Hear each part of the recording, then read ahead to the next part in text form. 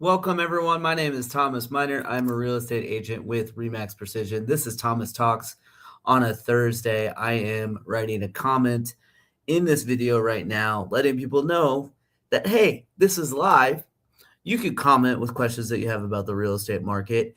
And I'm about to comment on certain platforms that you can call in. You can click a link and call in and join in on the conversation. I think today's episode is going to be pretty fun.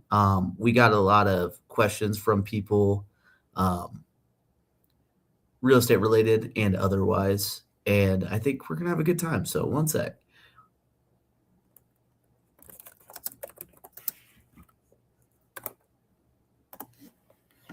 So I do this live stream every week because not only do I want to make content that I'm interested in, that I think you guys would be interested in, I want to keep you guys informed, I want to keep you guys entertained, and I want to give you guys a little peek behind the curtain to who I am as a person, as a real estate agent. I want to be someone that you know, like, and trust when it comes to buying, selling, investing in real estate in the Des Moines area, or just a helpful resource if you need help with anything in the Des Moines area. I've had this come up a lot. I have multiple clients that reach out to me quite a bit because they need a recommendation on a certain project that needs to be done and everything like that. And I'm more than happy to help my past clients, my friends, my families, my followers with stuff like that as well. So if it's any bit related to real estate at all, do not be afraid to ask. So let's jump into it. I think since we're still somewhat in the beginning of April, I think it is a good time to, recap what's going on, what the market looks like so far. This is going to be a pretty big overview. It's going to be not super stat detailed, but I want you guys to get a general feeling of what is going on because I feel like national news headlines are somewhat misleading and not necessarily indicative of what's going on in central Iowa / the Des Moines area.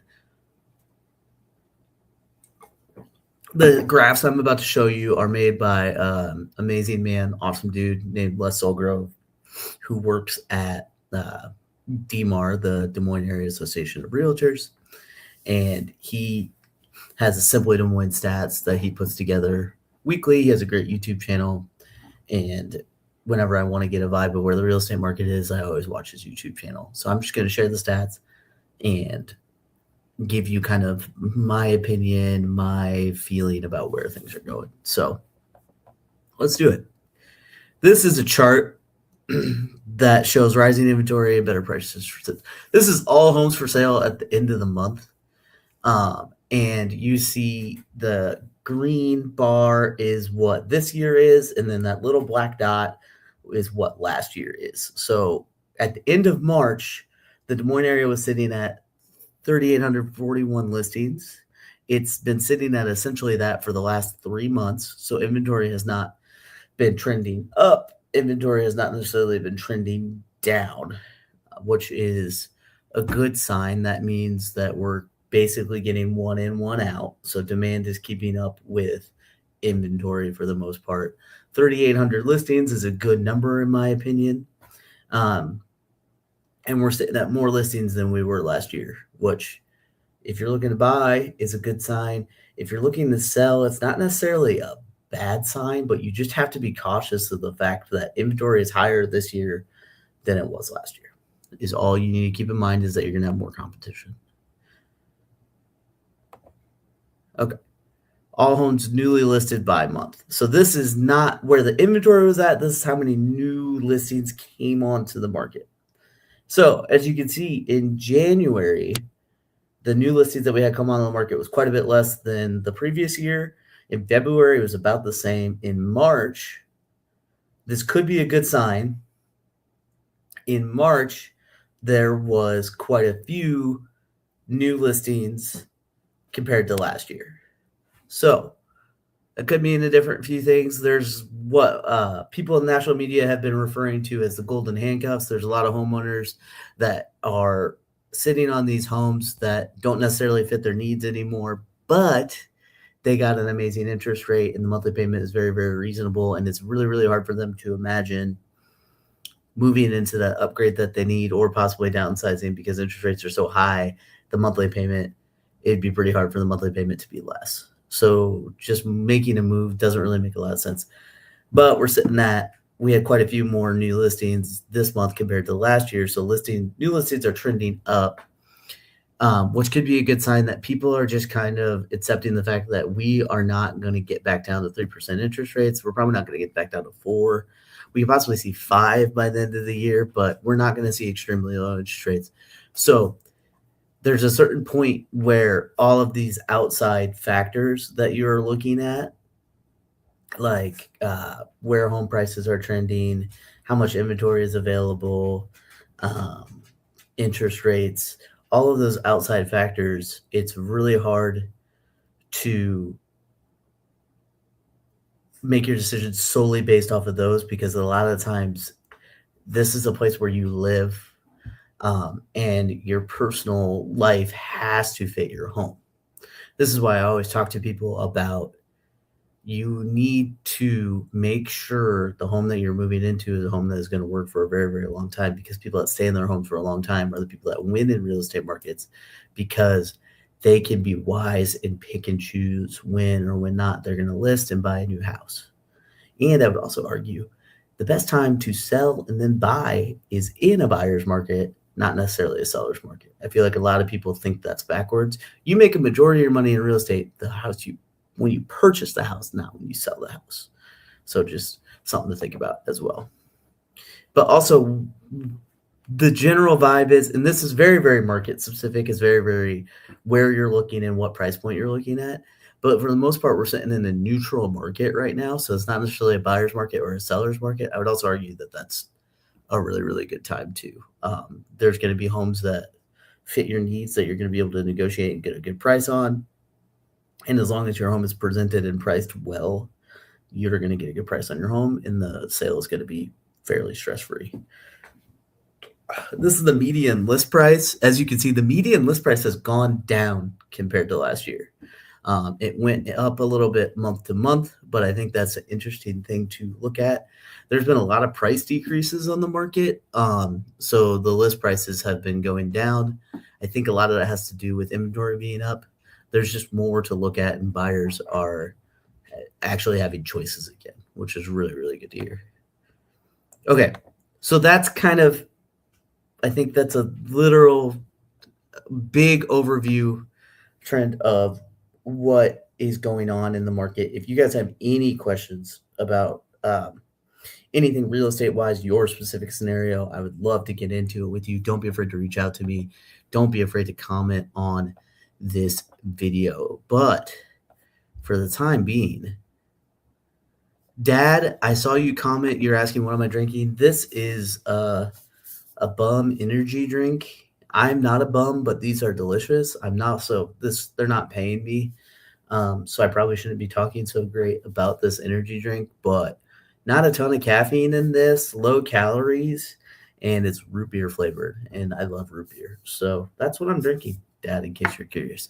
Jared Nicolaisen, I should not have invited this, but I said, let's get weird. Let's comment with any question that you got. So Jared asked, is water wet? And I was meaning to look this up.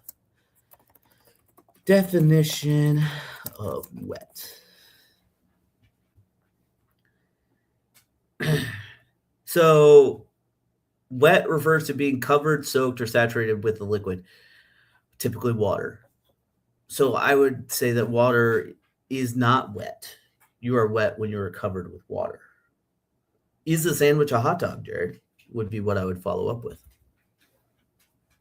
I don't know. If ice cream melts, is it a soup? I don't know. All right, next question.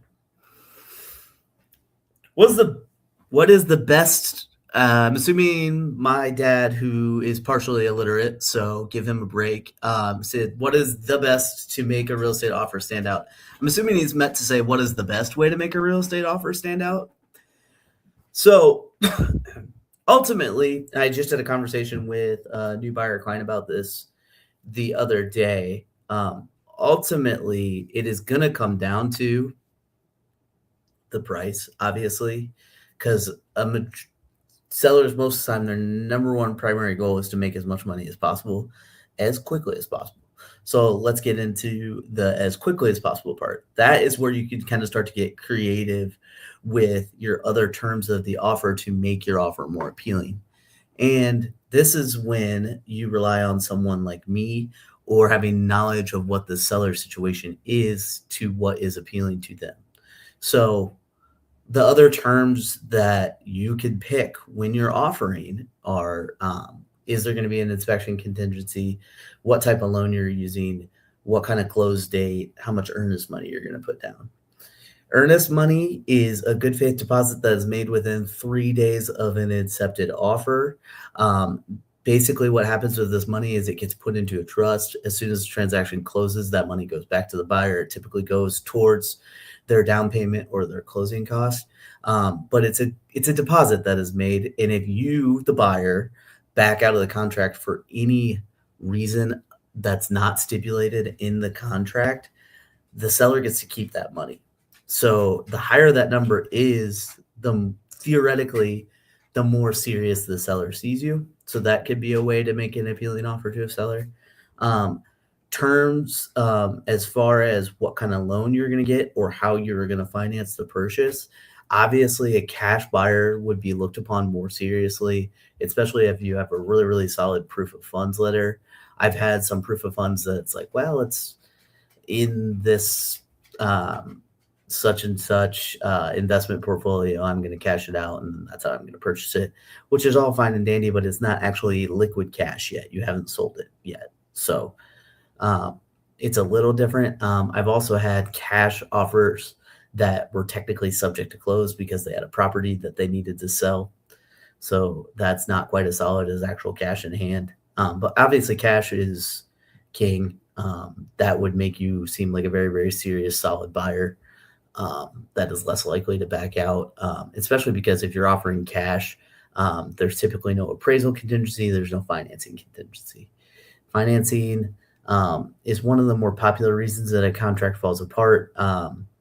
The buyer maybe gets a pre-approval letter, but something is discovered in underwriting and the contract falls through, or the buyer makes a decision that's maybe not best for them and it changes their credit score or it changes their reserves and the approval falls through.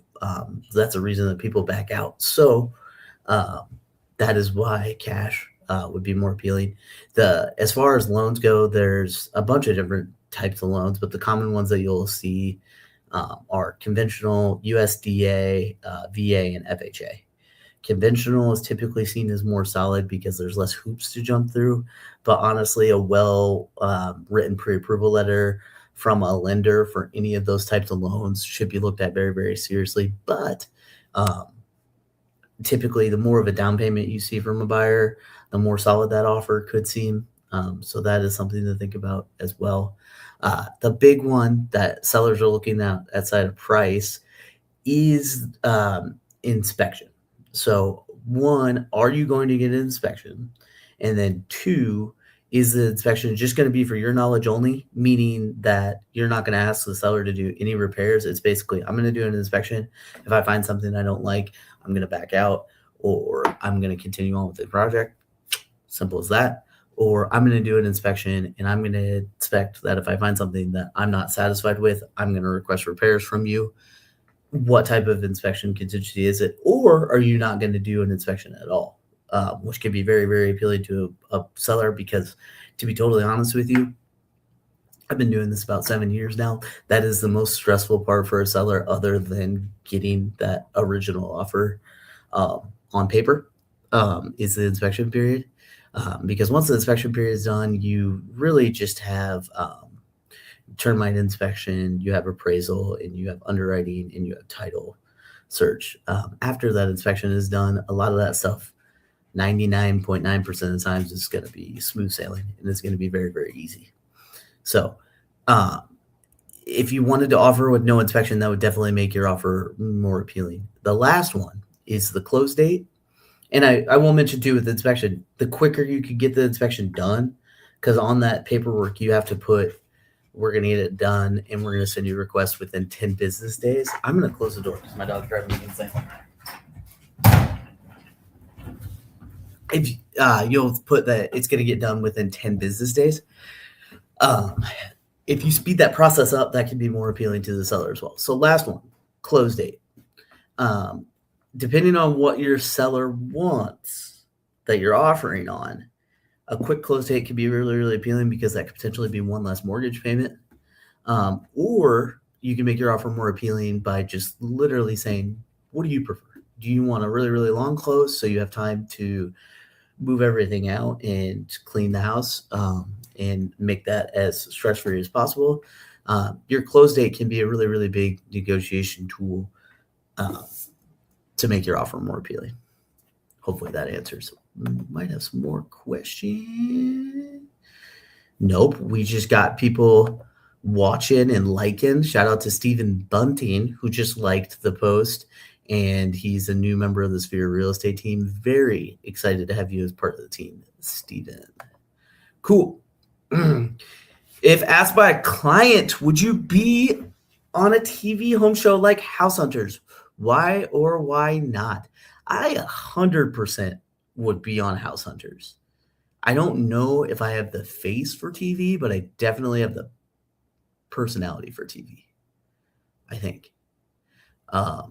Those shows, for those of you that don't know, are really, really edited and pre-planned, but it would be amazing exposure to be on a show like that. And it would be really, really a lot of fun. It would be really, really cool for the clients too. So that's not an opportunity that I would turn down to those clients because theoretically that would be a fairly big purchase in their life.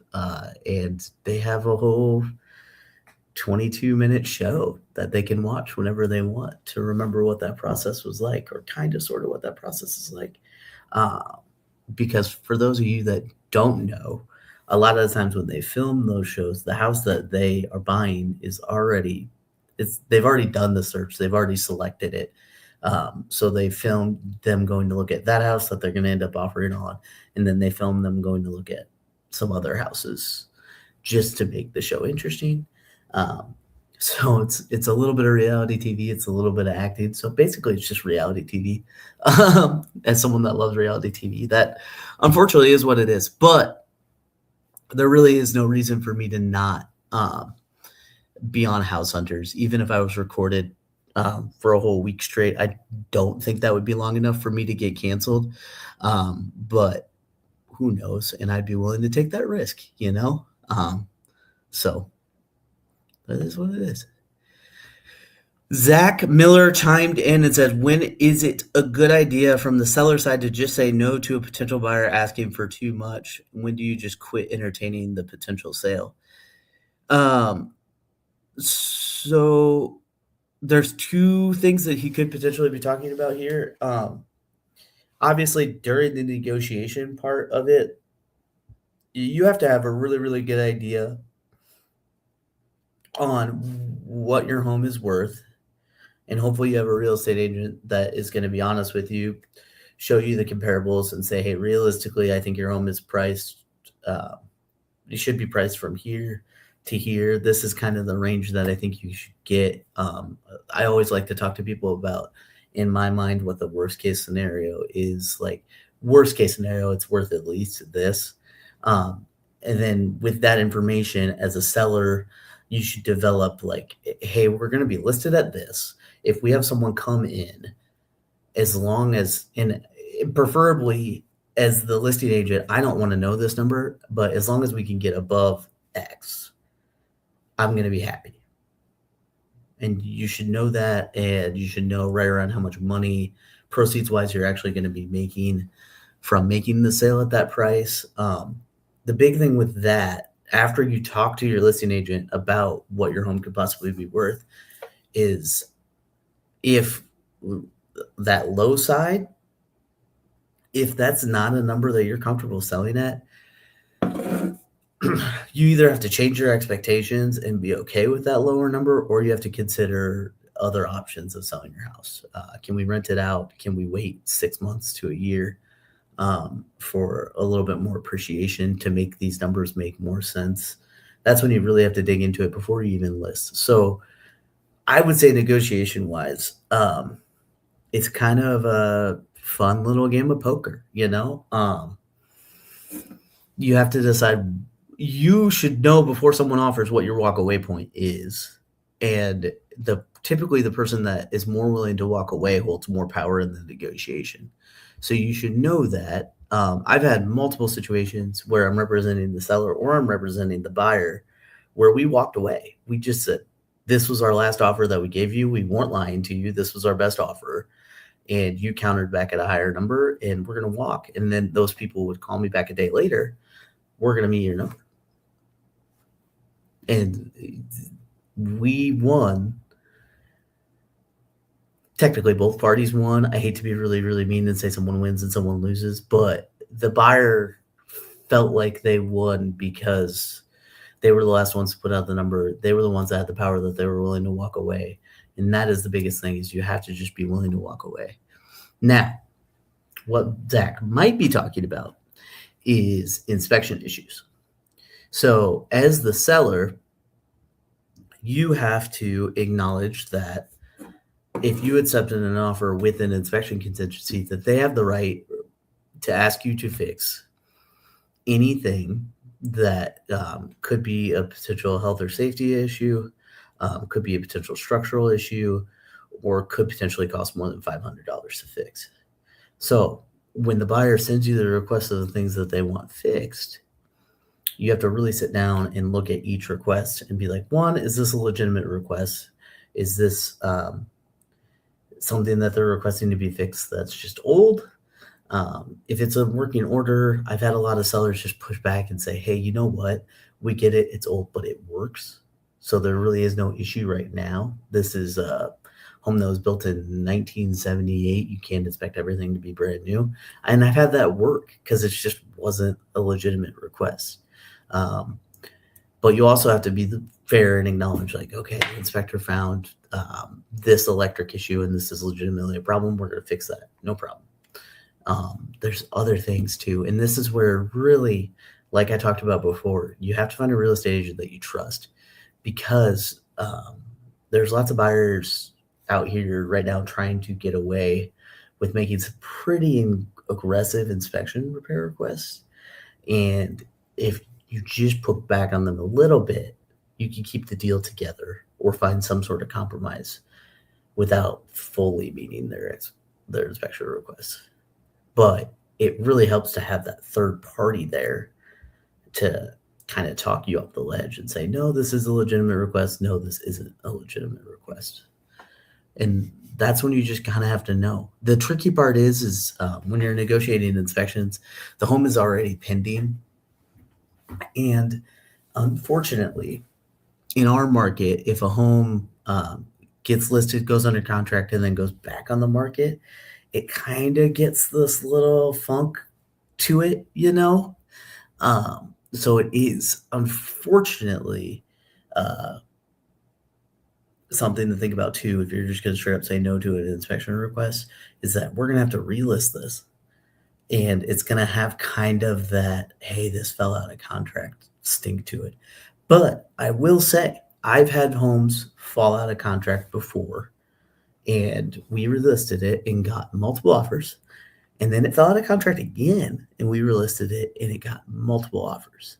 And the seller ended up getting the best deal that third offer, because they knew what their home was worth and they knew what was reasonable, and they waited for that right offer. Now, is that somewhat of a rare situation? Yes. But you have to have a real estate agent that says, yes, this is a good decision. And you have to be confident in your convictions and know what kind of situation you're sitting in, you know? So these are all things to think about. It's a tough thing, and it's a really, really a case-by-case thing, but it's probably the hardest part of the deal. is negotiating an offer that you're both happy with and negotiating the inspection repairs. But once that is done, it is like the biggest sigh of relief ever. And then that's when you really start to get to planning ahead to whatever you're going on to next, and you start to get really, really excited. So, Zach, I think that was a great question, and I hope that answered it well. Dad, you asked okay questions, um, and I hope I answered those well as well. But as always, thank you everyone for watching. If you happen to be watching this later, don't be afraid to comment on the video, and I will answer your question next week.